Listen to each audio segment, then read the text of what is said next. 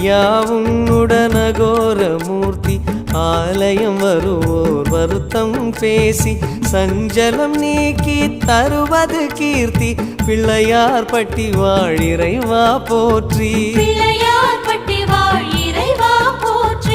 ஏசிய வார்த்தையை மந்திரமாக்கும் தேசிக நாயகம் மனவலியாற்றும் ஆறுதல் வழங்கும் ஐங்கர சரணம்.